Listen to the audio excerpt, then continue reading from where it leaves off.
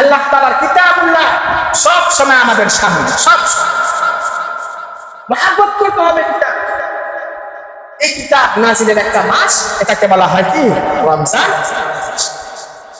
এই কিতাব এমন কিতাব, কোন মুশরিকও সে মুসলমান ছিল, কোন মুসলমানের ঈমানকে মজবুত করে ধরে রাখে, মুসলমানকে ওলি বানাইয়া আল্লাহ তাআলার জান্নাতে ট্রান্সফার করেছে। ওলি বানাই বেশি পুরানো একটা কাহিনী বলবো না, আমাদের যুগের একটা কাহিনী বলি। আমেরিকাতে মুসলমানদের পরিচয় অনেকগুলা মুসলমান আছে। ভারতের মুসলমান আছে, বাংলাদেশের মুসলমান আছে, পাকিস্তানের মুসলমান আছে। তো ওই জায়গায় আমরা জানি খ্রিস্টানদের বনবাস। তো একটা মসজিদ, দূর দূর থেকে মুসলমানরা একসাথে আসে নামাজ। তো নামাজ পড়ার পরে সবার সাথে পরিচয় এবং সবাই ভালো করে চিনি, কারণ আমরা ছাড়া আর কেউ নামাজ পড়তে। ইমাম সাহেব তাদেরকে খুব ভালো করে চিনি।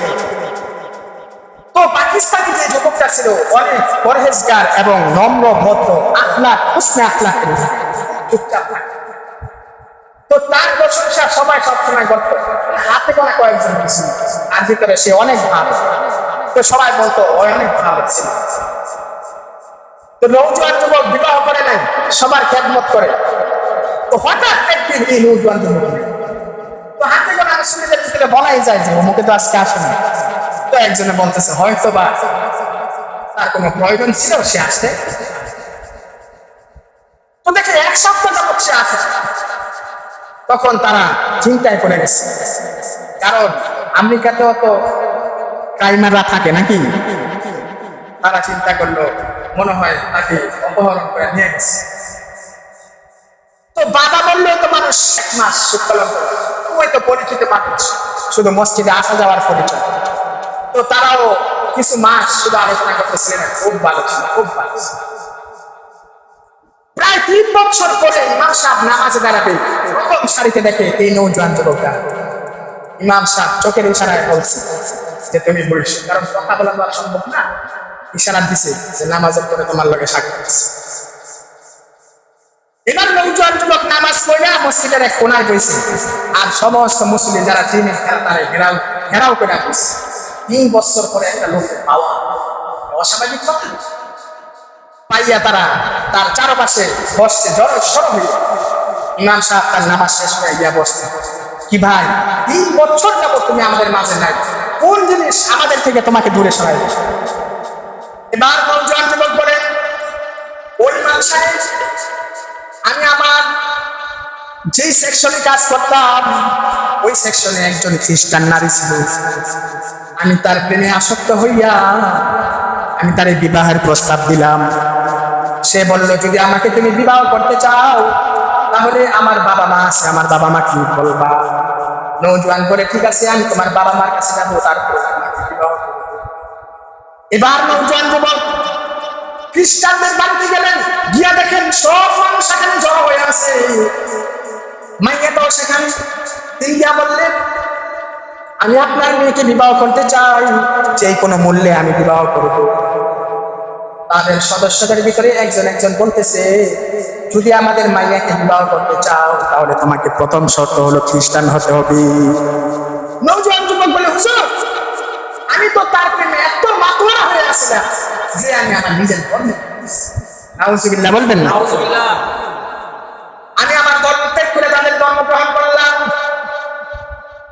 হুজুর যখন তাদের ধর্ম গ্রহণ করলাম তখন তাদের মধ্যে একজন বলল তোমার মোবাইল থেকে সবার নাম্বারকে ডিলিট করে দাও। আমি সবার নাম্বার ডিলিট করলাম। তখন আমি নাম্বার ডিলিট করার পর তারা তার মেয়ের সাথে আমার বিবাহ হলো। তো আমি আমার যে ফ্ল্যাট আছে ওই জায়গা থেকে সবকিছু নিয়ে চলে যাচ্ছি। তবে আমি আমার ফ্ল্যাটের ভিতরে একটা জিনিসকে শুধু মহব্বত করি, সেটা হলো কিতাবুল্লাহ, আল্লাহ।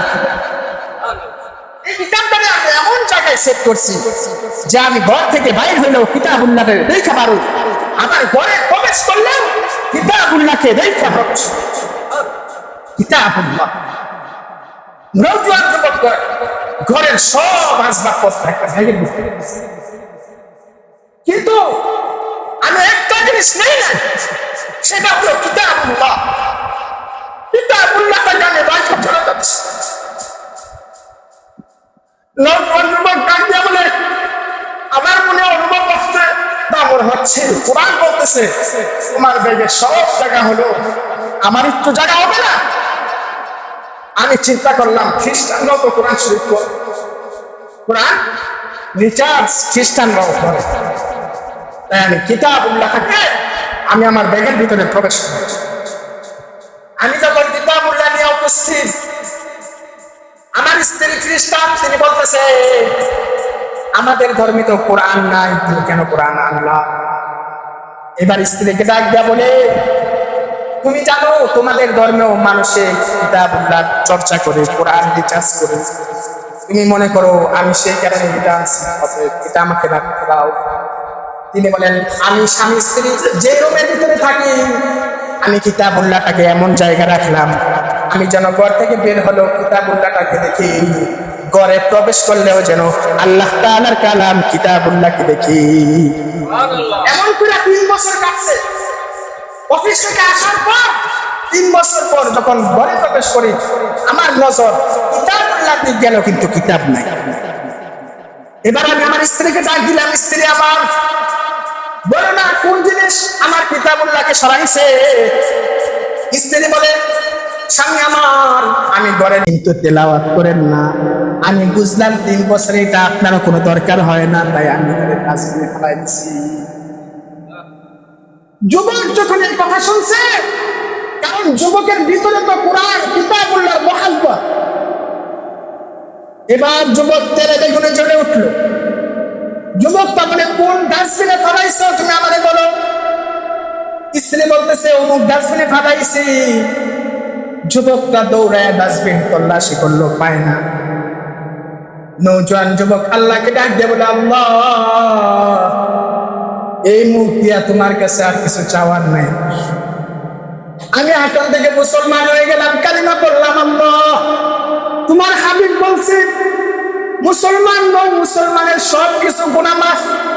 আল্লাহ, আমি নতুন করে মুসলমান হয়েছি, আয় আল্লাহ তোমার কিতাবুল্লাহটাকে আমারে ফিরিয়ে দাও। নওজোয়ান যুবক আল্লাহর কাছে কাঁদতে কাঁদতে তল্লাশি করতেছে, আল্লাহ তাআলার সাথে সাথে কিতাবুল্লাহ তার সাথে সংযোগ করাই দিছি। সুবহানাল্লাহ। এই কিতাব পাইয়া নওজোয়ান যুবক স্ত্রীকে এসে বলে, স্ত্রী আমার সমস্ত সম্পদ তুমি নিয়ে যাও, কিন্তু আমার কিতাবুল্লাহ আমি পাইছি। তুমি যেমন আমার এই কিতাবুল্লাহকে অসম্মান করছো, আমিও তোমাকে অসম্মান করে 3 তালাক দিলাম, তোমার সাথে আগে সংসার। এই কোরআন যুবককে খ্রিস্টানদের আস্তানা থেকে আবার ফিরে এনেছে। কোরআনের মহব্বত, তাই কোরআনের মহব্বত ভিতরে লালন করতে হবে। কোরআনের মহব্বত করে এলাকার সবাই মিলে হাফেজ সাহেব 2 জন আনছে, 6 জন আনছে, কিন্তু মুসল্লি 2 কাতার হয়। বেচারারা তেলাওয়াত করতে আছে, কিন্তু তেলাওয়াত আমরা করতে পারি না, বিধায় তো হাফেজ সাহেব আনা নাকি। কিন্তু আমরা তেলাওয়াত তো শুরু দূরের কথা, নামাজে আসি। আবার যারা আসি তারাও কি করি না, তেলাওয়াতের মূল্যায়ন, তাহলে তেলাওয়াতের মূল্যায়ন করতে হবে কিনা? কোরআনের মূল্য যেভাবে পারি সেভাবে ইনশাল্লাহ করবো। সবাই বলেন ইনশাল্লাহ করবো। তো হাতটা উঠায় রাখেন। একটা কথা বলি,